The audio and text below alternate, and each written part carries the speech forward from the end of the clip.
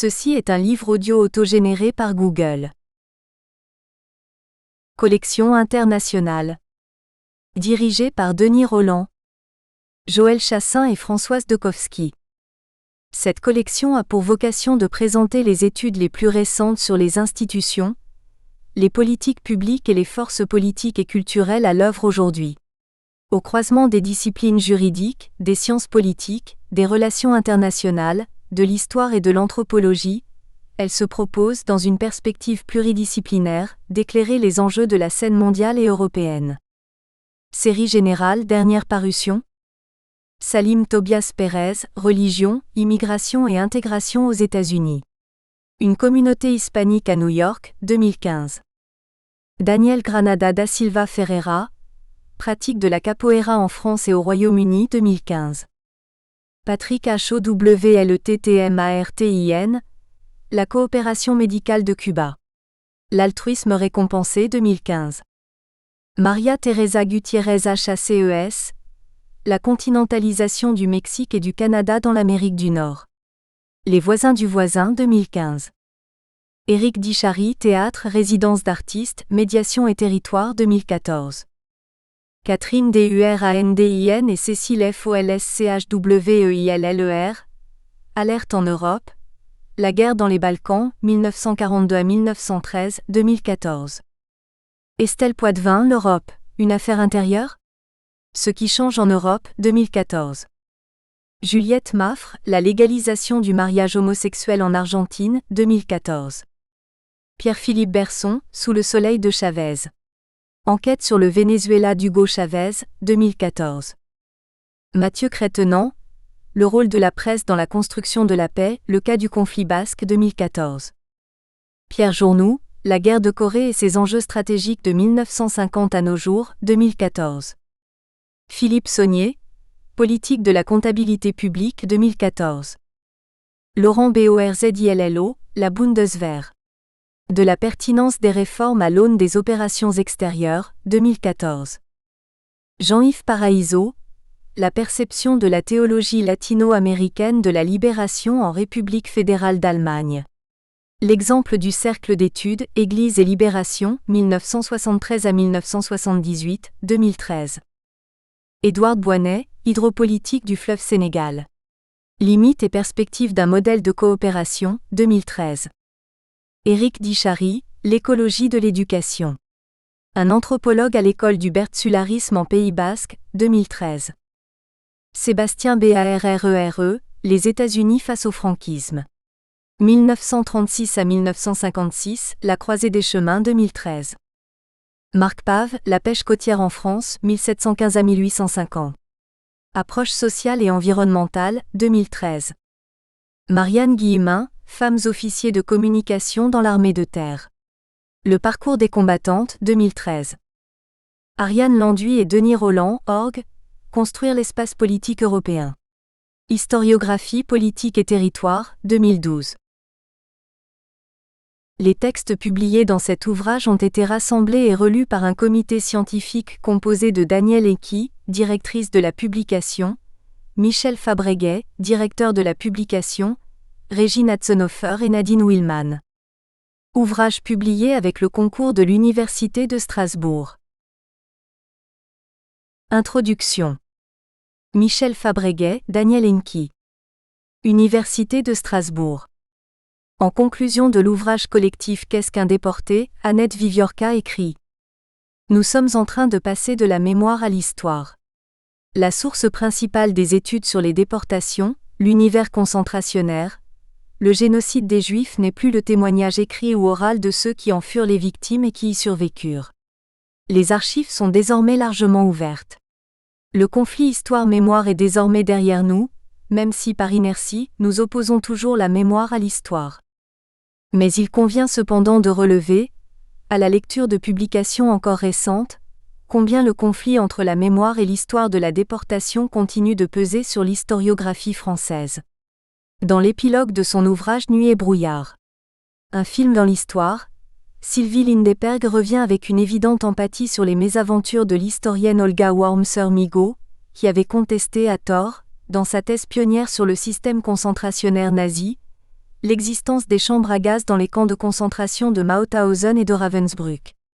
Les conclusions erronées d'Olga Wormser-Migaud suscitèrent à la fin des années 1960 et au début des années 1970 une vive polémique avec certains déportés résistants, qui condamnèrent injustement en bloc la totalité des travaux pourtant importants et novateurs de la première grande historienne française de la déportation. Mais l'échec final de l'historienne, qui ne parvint pas à obtenir un poste dans l'université après une soutenance pourtant réussie en Sorbonne, tint aussi, comme le souligne Sylvie Lindeperg, à la rigidité d'une institution peu encline à s'ouvrir à une femme déjà âgée et non agrégée.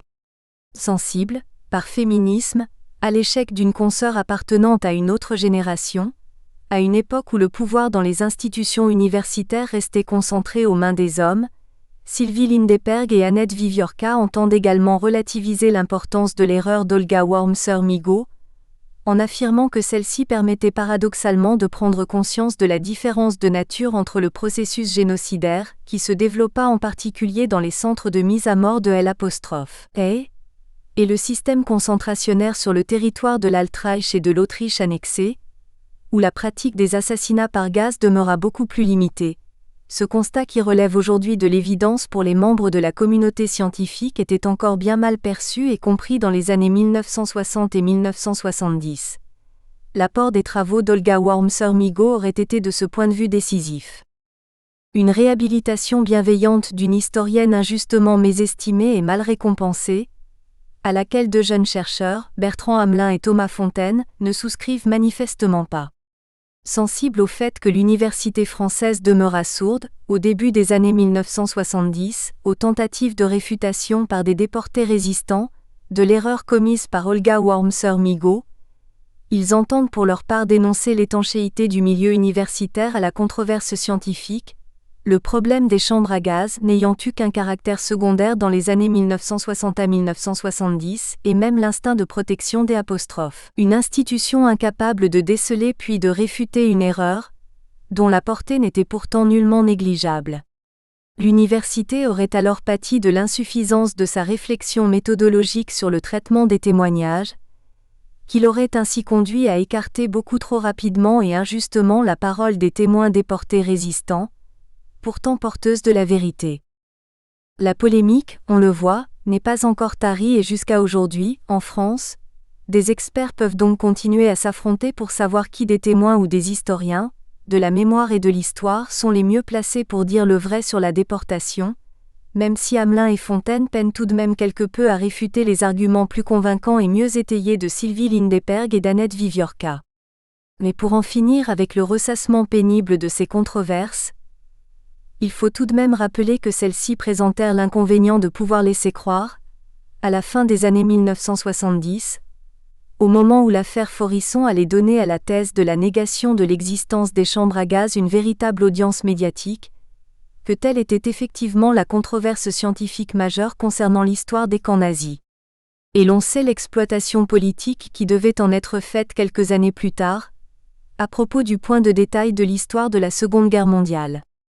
Or, pratiquement au moment même où le journal Le Monde publia au mois de février 1979 une prise de position d'universitaires français, s'attachant à réfuter les thèses négationnistes de Forisson, la conférence de Cumberland Lodge au Royaume-Uni devait sensibiliser les chercheurs britanniques aux avancées des débats interprétatifs de pointe de l'historiographie ouest-allemande et à l'émergence de la controverse entre les intentionnalistes et les fonctionnalistes structuralistes, qui devaient dominer les débats scientifiques les plus fructueux des 2 décennies suivantes.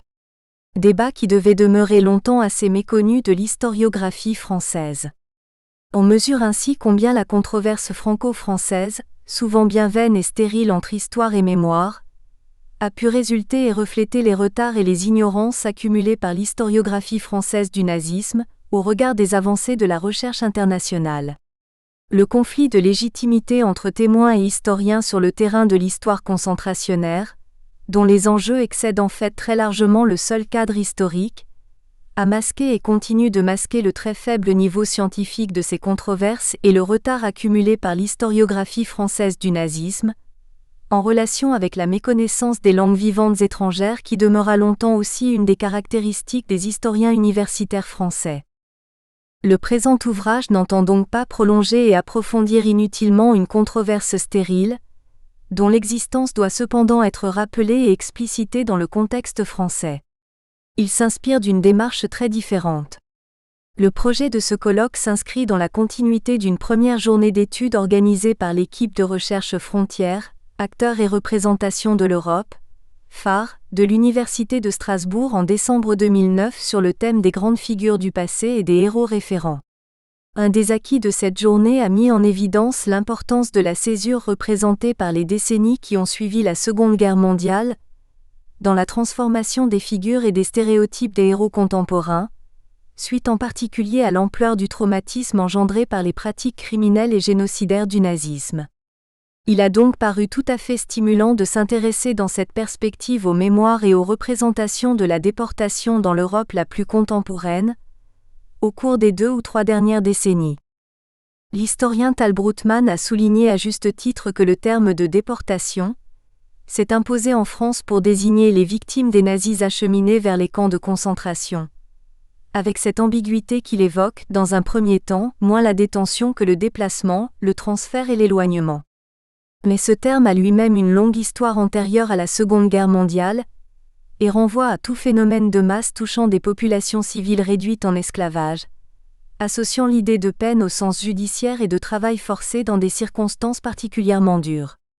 En France, depuis la fin de la Seconde Guerre mondiale et la définition législative du statut des déportés en 1948, le terme de déportation s'est par ailleurs trouvé au cœur de conflits de mémoire liés à des définitions de statut juridique entre différentes catégories de victimes des politiques de répression, de persécution et du travail forcé mises en œuvre par le régime national-socialiste et ses satellites à l'intérieur comme à l'extérieur des camps de concentration stricto sensu. On a donc retenu ici, délibérément, la définition la plus large en l'appliquant indifféremment aux camps de concentration proprement dits. KL, dans la dépendance de l'inspection des camps, IKL, comme aux autres types de camps aux fonctions analogues à celles des KL, qui constituèrent un monde parallèle. Camps d'éducation par le travail, prisons de police, camps de prisonniers de guerre édifiés à partir de 1941 sur ordre de L', au KW, mais aussi au ghetto, camps de travail forcé pour les juifs, centres de mise à mort, camps d'extermination relevant de l'action Reinhardt et fermés à l'automne 1943, ou encore au camp de Tziganes sans que la liste soit exhaustive. Les participants du colloque se sont donc essentiellement interrogés sur les enjeux mémoriels de la déportation, définis dans son acception la plus large comme sanction répressive, persécution et travail forcé. Dans le cadre de cette réflexion pluridisciplinaire aux approches complémentaires, il convenait d'aborder conjointement le rapport de ces mémoires avec les pratiques cognitives et les revendications victimaires catégorielles dans les différentes aires géographiques et nationales du continent européen. Il n'est pas indifférent en effet, de se demander ce que représentent ces enjeux pluriels en relation avec le processus de la construction européenne. Fut abordée aussi la question des sources et des vecteurs littéraires comme cinématographiques et audiovisuels, associatifs, muséographiques, musicaux sans oublier l'Internet, qui assure, d'une part, la formation et d'autre part la transmission de ces mémoires. Enfin, il nous a paru fondamental de réfléchir à la fois aux moyens techniques et stylistiques utilisés dans le cadre des représentations des acteurs, entre autres, de cette époque historique, au but des auteurs, et à la réception des œuvres ainsi créées dans des domaines culturels aussi différents que l'art du vitrail, la musique, la littérature et les sciences humaines. Première partie, nouveaux enjeux victimaires et MORIELS. Une Europe solidaire et résistante. Une reconstruction a posteriori, des témoignages des rescapés. Michel Fabreguet. Université de Strasbourg. Depuis la fin de la Seconde Guerre mondiale, la mémoire de la déportation est perpétuellement remobilisée en fonction des enjeux de l'actualité la plus immédiate et des grandes cérémonies commémoratives. Depuis un peu plus de 2 décennies, depuis la chute du mur de Berlin à l'automne 1989, la disparition du monde bipolaire issu de la guerre et la réunification allemande, encadrée par l'élargissement et l'approfondissement de la construction européenne, ne manquent pas d'interpeller les derniers survivants des camps de concentration nazis, célèbres ou anonymes, qui ne peuvent ignorer des enjeux aussi considérables, en fonction desquels ils sont désormais conduits à infléchir leurs témoignages. 1. Deux grands témoins de la déportation politique, Pierre Day et Roré Samprin. En 2010, Roré Samprin publia Une tombe au creux des nuages. Essai sur l'Europe d'hier et d'aujourd'hui, recueil de discours et de conférences prononcés dans les pays germaniques, entre 1986 et 2005, par cet écrivain franco-espagnol ayant une parfaite maîtrise des trois langues allemandes, française et espagnole. Il s'agit de méditations sur l'identité culturelle et la figure spirituelle de l'Europe, sur fond de réminiscences obsédantes de sa propre expérience concentrationnaire à Buchenwald, de 1943 à 1945, le camp de Lettersberg dans lequel les SS avaient préservé le hêtre de Goethe, alors qu'ils avaient abattu la forêt pour construire les premières baraques du camp. Dans le contexte immédiat de l'effondrement des régimes communistes dans les pays du bloc soviétique, dits pays du socialisme réel, la réflexion de Roré Samprin sur l'Europe s'enracine avant tout dans la condamnation du totalitarisme. Intervenant au colloque du Römerberg au mois de juin 1986, 3 ans avant la chute du mur de Berlin, celui-ci rappela tout d'abord les raisons pour lesquelles, intellectuel espagnol engagé dans les combats politiques et culturels de son époque, il avait accepté de participer à ce colloque en qualité d'étranger. Si l'Allemagne est une chose problématique pour les intellectuels allemands, l'Espagne ne l'est pas moins pour les intellectuels espagnols. Nos deux pays, nos deux peuples ont récemment connu des périodes de dictature, à la suite desquelles ils ont dû entreprendre la reconstruction de nouveaux systèmes démocratiques. Le marxisme a fait naufrage en tant que pratique historique et prétention à la vérité scientifique. Et brodant sur une phrase de Max Horkheimer, Samprin affirma à la fin de son intervention : « Celui qui ne veut pas parler du stalinisme devrait se taire sur le fascisme. » Au mois de juin 1992, Samprin prononça à Vienne en Autriche un discours sur la diversité culturelle et l'Europe, en référence et en hommage à une conférence du philosophe Husserl au mois de mai 1935 dans la capitale autrichienne, au moment où se nouait aussi bien le destin collectif des Européens que le destin personnel du philosophe. Si la diversité culturelle s'édifiait sur le socle de la raison démocratique, Samprin insista aussi par référence à Husserl, sur la notion de figure spirituelle de l'Europe, à la tonalité très antitotalitaire. L'Europe d'aujourd'hui en particulier est née des luttes contre le nazisme en premier lieu, de la résistance en second lieu, contre le totalitarisme soviétique. Sa figure spirituelle est davantage marquée par ces luttes que par l'esprit pur de la philosophie grecque. Mais la fidélité à sa propre histoire personnelle le conduisit, par-delà son rejet du totalitarisme, à légitimer aussi le rôle de la résistance antifasciste dans l'Allemagne nazie, jusqu'à l'intérieur des camps de concentration, résistance dans laquelle s'illustrèrent nombre de militants communistes.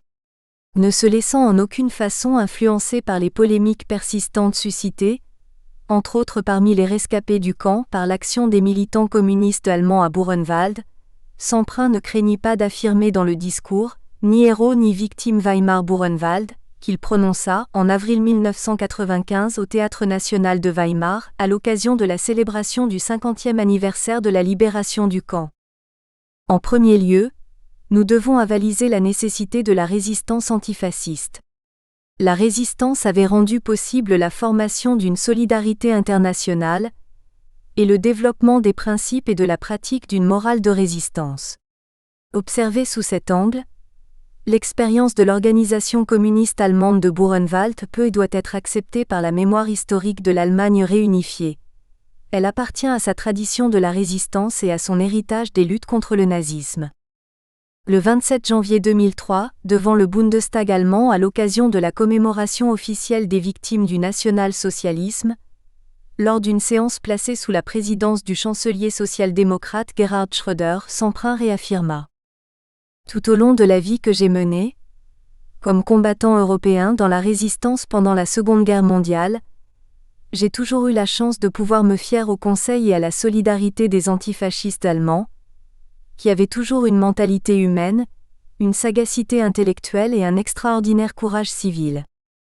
L'audace et le caractère politiquement non correct de tels propos, dans la bouche d'un orateur étranger, ne doivent pas être sous-estimés dans l'enceinte du Bundestag au sein de laquelle le parti néo-communiste du PDS restait stigmatisé depuis la réunification, comme non coalisables.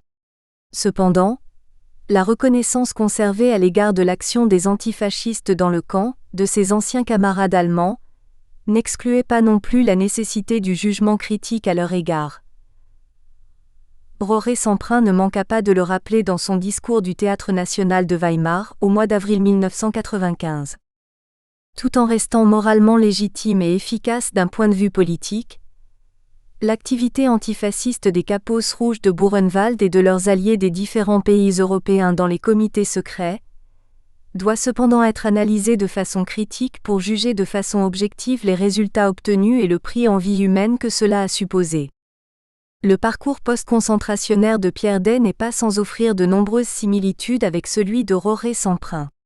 Intellectuel officiel de la nomenclatura communiste française, marqué par un passé indiscutablement stalinien au lendemain de la guerre, directeur des lettres françaises jusqu'en 1972, Day rompit avec le parti au lendemain de l'intervention des forces du pacte de Varsovie en Tchécoslovaquie au mois d'août 1968 pour réprimer le printemps de Prague.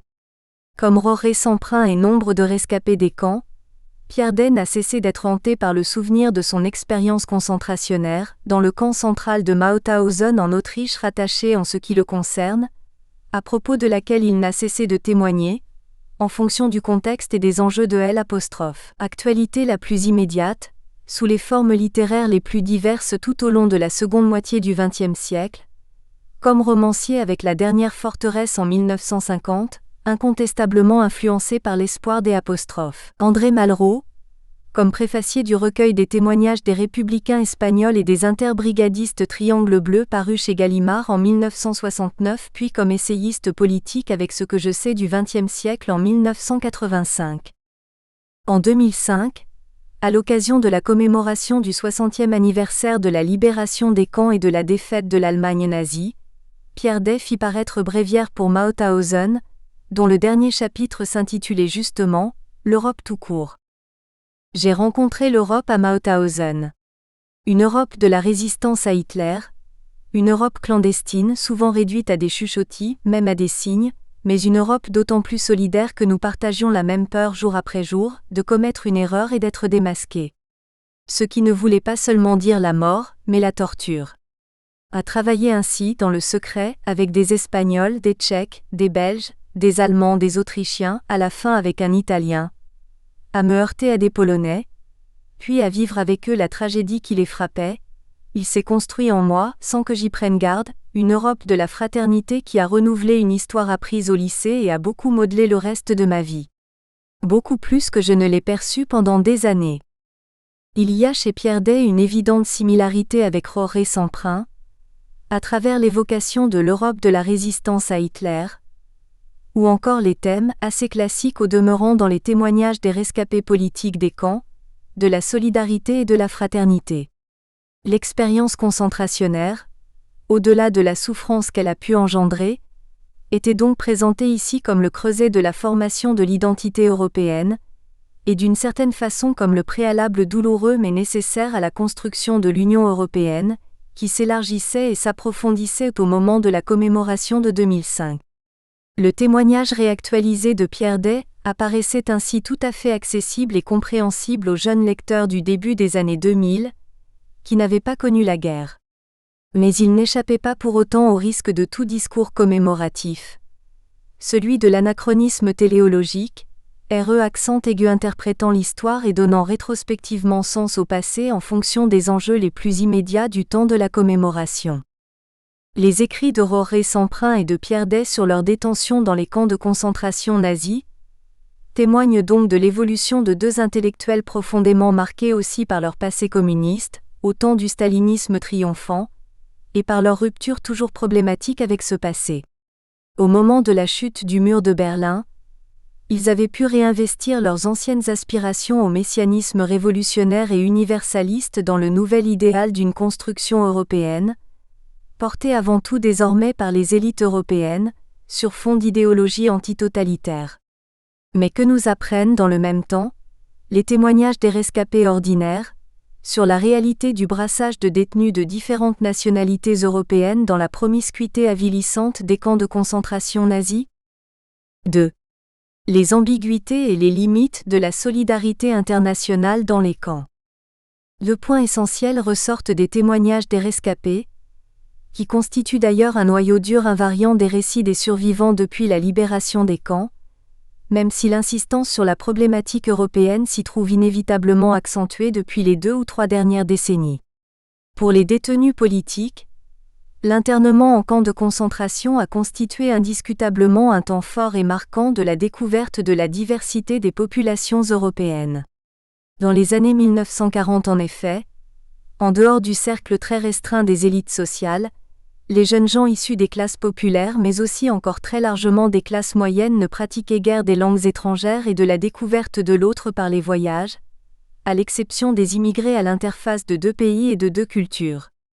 Le choc de l'internement dans les camps de concentration nazis s'accompagna donc de la prise de conscience de la diversité et de l'hétérogénéité de la masse de la population concentrationnaire, bien au-delà du constat de la réalité d'une Europe de la résistance au nazisme. Maquisard est combattant des forces françaises intérieures dans le département des Vosges, arrêté en septembre 1944 et interné successivement dans les camps de concentration de Schirmeck, de Dachau, d'Auschwitz, de Buchenwald et de Langenstein-Zweiberge, Henri Clogenson constata ainsi. Tous les peuples de l'Europe envahie étaient représentés dans les camps, y compris les petits pays comme le Luxembourg, l'Estonie ou l'Albanie.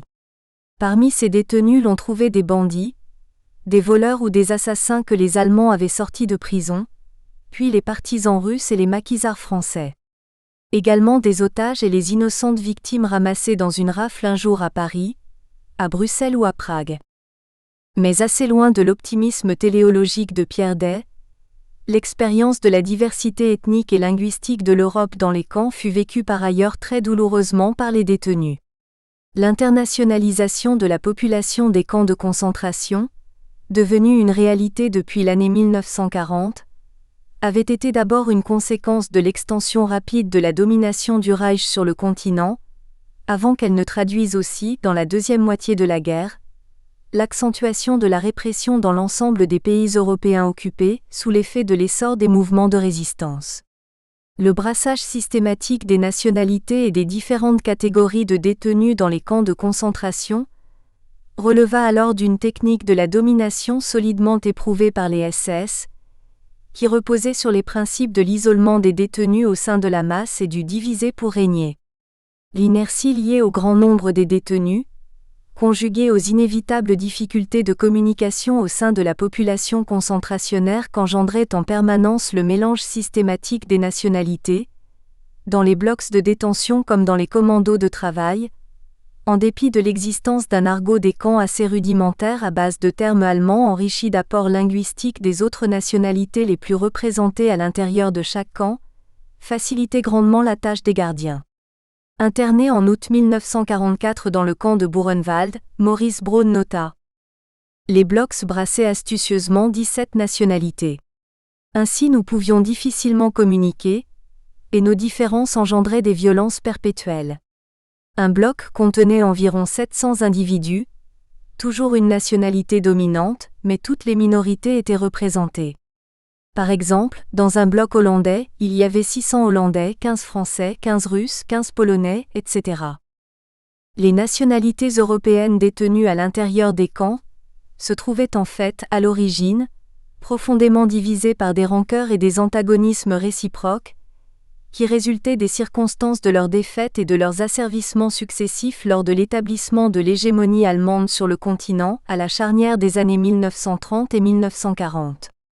La première perception de l'Europe éprouvée par les résistants à l'intérieur des camps fut donc celle de la balkanisation et de l'atomisation tragique du continent, source d'impuissance et de paralysie.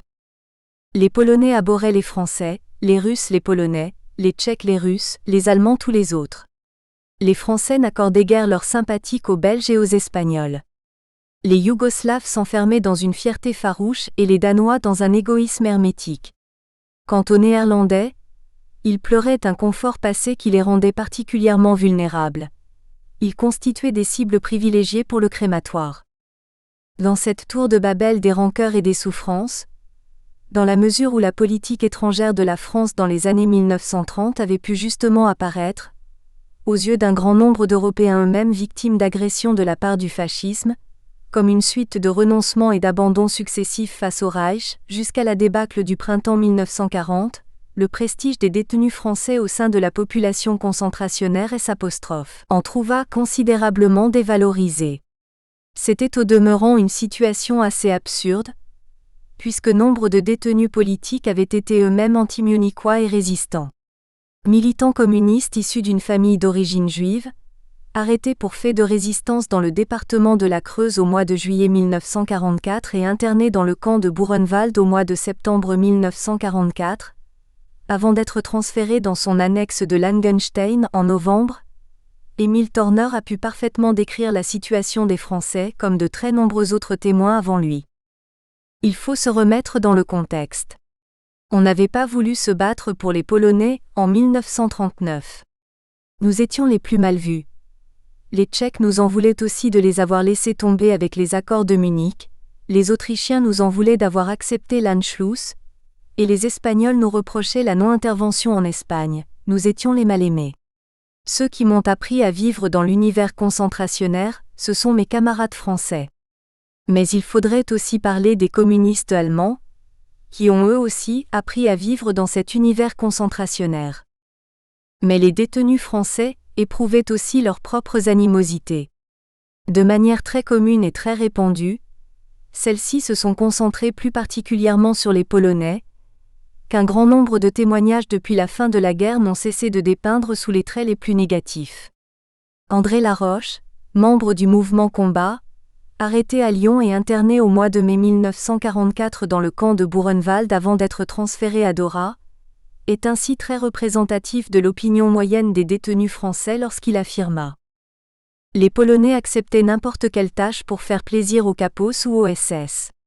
Ils étaient particulièrement féroces envers les Français. Opinion que nuança à peine José Bélec, autre détenu de Buchenwald, lorsqu'il soutint pour sa part: j'ai connu des Polonais solides et dignes. Mais beaucoup étaient des valets des SS. La France avait été pourtant une puissance alliée de la Pologne dans l'entre-deux-guerres, après avoir activement favorisé la restauration de l'État polonais au lendemain de la Première Guerre mondiale. Mais les raisons de l'animosité réciproque étaient multiples. Pour les Français, les détenus polonais s'assimilaient souvent aux membres des élites sociales, qui avaient effectivement constitué une proportion importante des détenus internés dans les camps de concentration nazis dès l'année 1940, en vertu de la politique de nettoyage ethnique pratiquée par l'occupant nazi en Pologne à partir de l'automne 1939.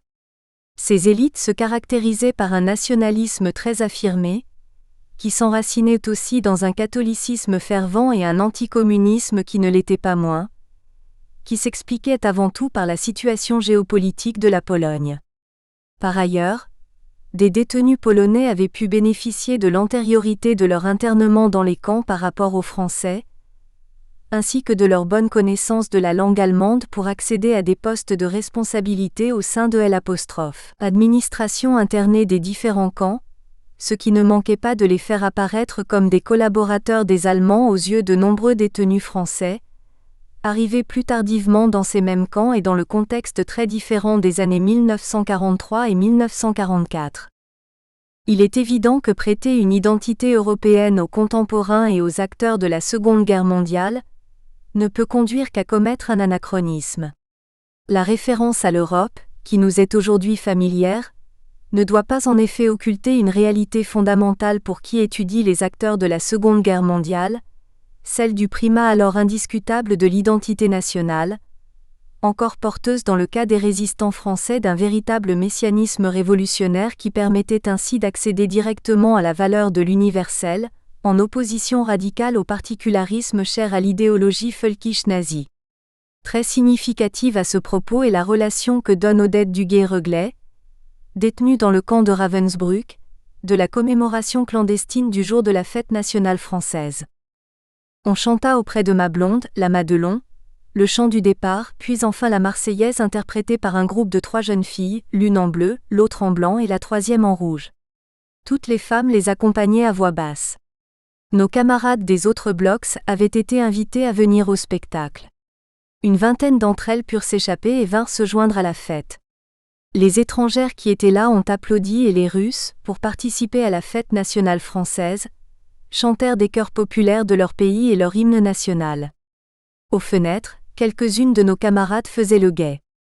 Une autre détenue de Ravensbrück, Micheline Giraudon, confirme aussi que l'universalisme dont restait porteuse l'identité révolutionnaire française était bien perçu comme tel par l'ensemble des nationalités présentes à l'intérieur du camp. Cette année-là, à Pâques, notre Blokowa allemande avait décidé de nous punir et de nous envoyer à l'usine porter des briques toute la journée, alors que les autres nationalités bénéficiaient de 2 jours de repos. En rentrant le soir, après concertation, nous avons pénétré dans le camp en chantant la Marseillaise, l'Internationale et tous les chants révolutionnaires que nous pouvions connaître. Les Tchèques, les Polonaises, les Russes, les Belges, les Espagnols, les Yougoslaves formèrent une haie d'honneur qui nous accompagna jusqu'à notre bloc.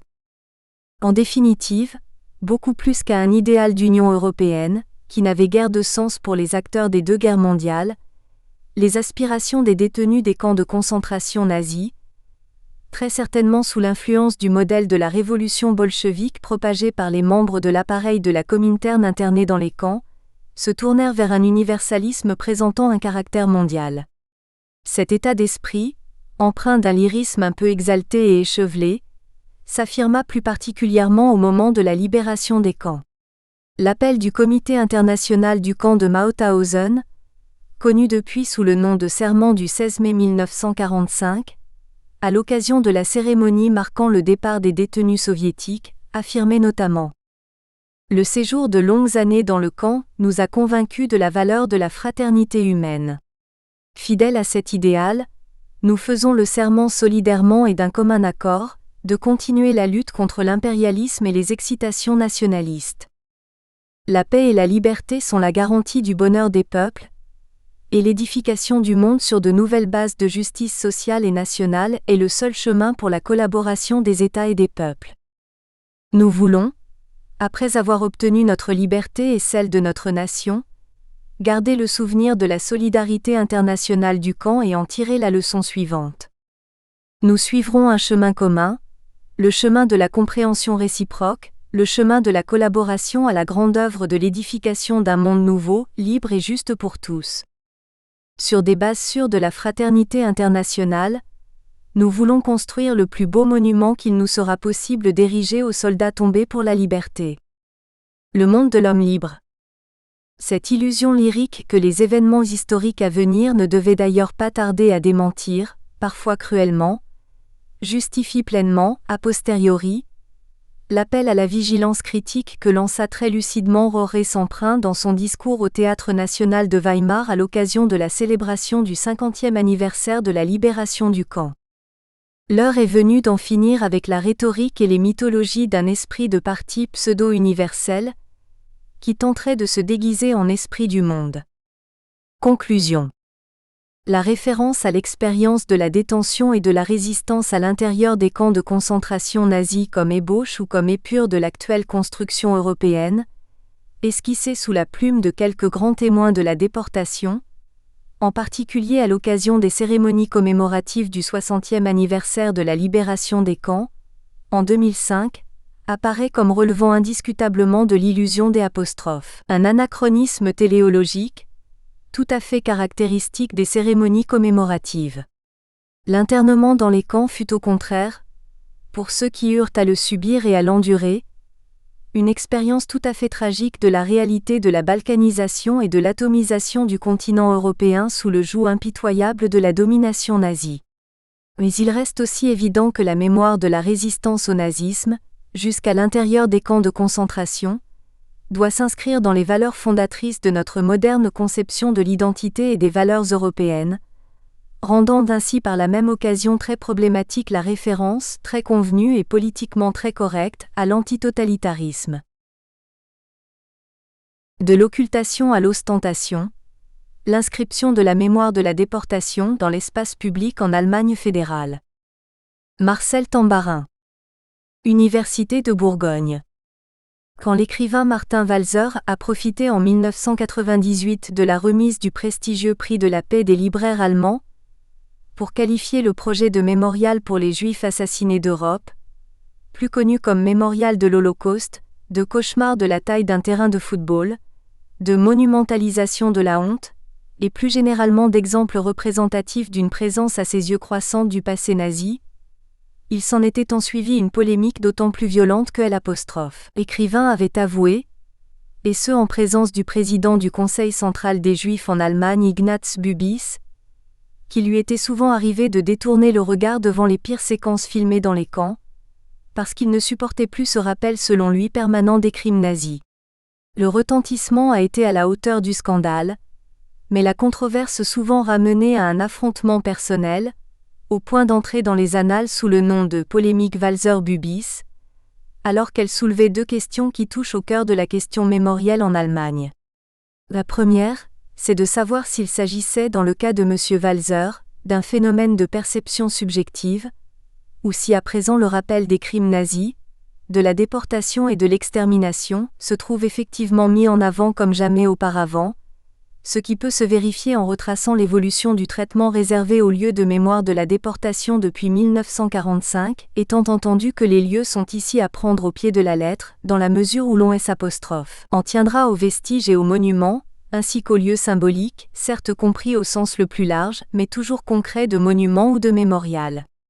La deuxième question qui se pose, s'il s'avère que l'écrivain n'était pas victime d'une illusion, c'est de se demander pourquoi ces rappels d'un passé criminel le dérangeaient au point de lui faire détourner le regard, mais aussi pourquoi il ne dérangeait et ne devait apparemment déranger nul autre que lui. Le but poursuivi ici étant pas de défendre M. Walser, mais de savoir ce que le traitement de ces lieux révèle sur la société qui en a la charge, et ce dans la double perspective de la mémoire individuelle et de la mémoire collective, institutionnelle en l'occurrence. 1. Les lieux de mémoire de la déportation dans l'espace public après 1945. Comme on ne saurait dans ce cadre prétendre établir une typologie et une périodisation générale du traitement réservé aux lieux de mémoire de la déportation, nous partirons d'un cas exemplaire, celui de Hambourg, qui a non seulement fait l'objet d'études détaillées, mais qui présente en outre la particularité d'avoisiner le camp de Neuengamme.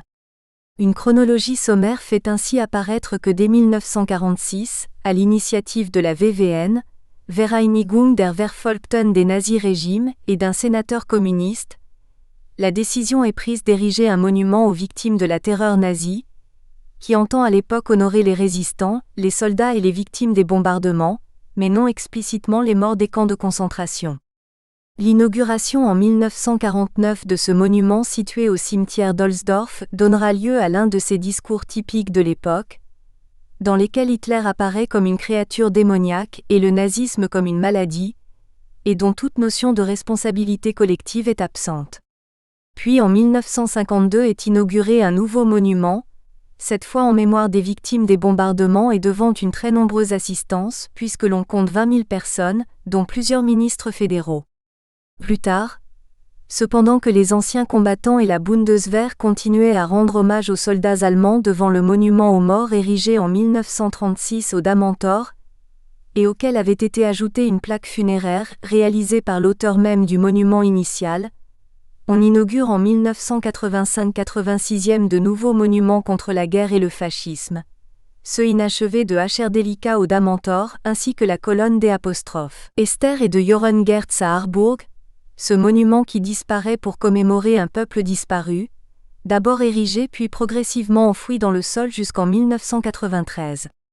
C'est à cette époque-là aussi que commencent à se multiplier les monuments à la mémoire des Juifs déportés de Hambourg, et que débute le marquage de lieux comme les anciennes synagogues.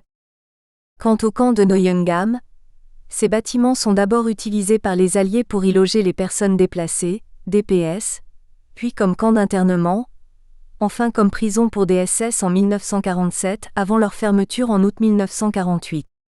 Après en avoir rasé une partie, les autorités hambourgeoises y installent en 1948 un établissement pénitentiaire auquel viendra s'en ajouter un deuxième en 1974. Dans le même temps, les autorités refusent le monument demandé par d'ex-déportés français en 1951, avant d'accepter finalement en 1953 de dresser une stèle toutefois dépourvue d'inscription.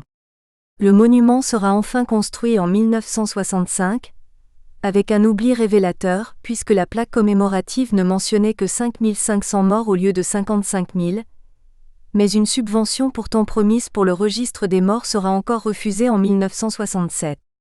Il faudra attendre 1979 pour que soit prise la décision de construire un centre de documentation ouvert 2 ans plus tard, et 1984 pour que le Sénat de Hambourg décide enfin de classer le terrain ainsi que ce qui restait des bâtiments de l'ancien camp à l'extérieur du nouvel établissement pénitentiaire. 2. Évolution de la politique mémorielle. Ce tour d'horizon, aussi rapide qu'il soit, suffit à dégager quelques constantes valables pour bien d'autres endroits. On constate en effet qu'au début, les victimes des camps, les déportés, ne faisaient pas partie des priorités commémoratives officielles, et qu'ils étaient le plus souvent eux-mêmes à l'origine des actes de commémoration les concernant, mais on note aussi qu'une fois passée la phase de l'immédiat après-guerre, les autorités publiques ont aussi longtemps œuvré pour effacer les traces et limiter le rappel des atrocités commises, que ce soit en réaffectant les locaux à d'autres usages et ou en retardant voire en empêchant édification de monuments, comme le montre de manière éloquente le sommaire chronologique du catalogue de l'exposition permanente ouverte depuis 2010 au mémorial de Flossenbürg. On trouve du reste sans peine d'autres exemples de résistance, si l'on peut dire, à cet aspect de la commémoration. Ainsi près de Worms, à Osthofen, un camp éphémère mais rendu célèbre par le roman Das siebte Kreuz d'Anna Segers, où la recherche documentaire systématique n'a commencé qu'en 1994, 2 ans avant l'ouverture du centre de documentation et de l'exposition permanente. À Emmer, dans le Sauerland, alors que les morts de la Deuxième Guerre mondiale ont été rajoutés sur le monument aux morts toujours orné d'une citation d'Hitler, des fosses dans lesquelles sont enterrés des milliers de prisonniers soviétiques du Stalag n'étaient toujours pas signalées en 1982. À Esterweg enfin, où l'administration refuse la position d'une plaque commémorative en 1979, au motif que les prisonniers, dont le plus connu est le prix Nobel de la paix Karl von Ossietzky, avaient fait l'objet de condamnations légales et qu'ils n'étaient que 1300 et non des milliers comme l'affirmait la plaque en question. Il apparaît ensuite que l'édification de monuments a commencé très tôt, et qu'elle ne s'est jamais vraiment arrêtée, les tout premiers monuments des camps ayant été édifiés par des survivants eux-mêmes à leur libération. Mais on relève aussi en général un net ralentissement entre le milieu des années 1960, entre le moment où se construit le premier mémorial à Neuengamme et où la première véritable exposition permanente en RFA se monte à Dachau, et la reprise du début des années 1980, lorsqu'à la suite du choc provoqué par la série Holocauste et le 3e débat au Bundestag sur la prescription des crimes contre l'humanité, ont surgi un peu partout des initiatives locales, sous forme d'ateliers historiques en particulier, qui ont souvent abouti à ce que des camps totalement oubliés soient redécouverts. Il s'est donc produit à partir du début des années 1980 une bascule qui a entraîné une recrudescence de l'intérêt pour la mémoire de la déportation comme pour les lieux de mémoire du nazisme en général, et par la suite l'édification de nombreux centres de documentation et mémoriaux ou l'apposition de plaques commémoratives, même si l'histoire de plusieurs projets montre que la concrétisation de cet intérêt continue de se heurter à bien des obstacles. Outre le mémorial de l'Holocauste, dont la réalisation s'est étendue sur 17 ans, 1988 à 2005, le Centre de documentation topographie de la terreur à Berlin et le Centre de documentation sur le national-socialisme à Munich sont là pour le rappeler. Le premier projet, qui remonte à 1987, n'a été achevé qu'en mai 2010 et le second ne le sera qu'en 2014, soit 25 ans après que l'idée en a... Nous espérons que vous avez apprécié cet aperçu. Pour continuer à écouter ce livre audio sur Google Play Livres, utilisez le lien dans la description de la vidéo.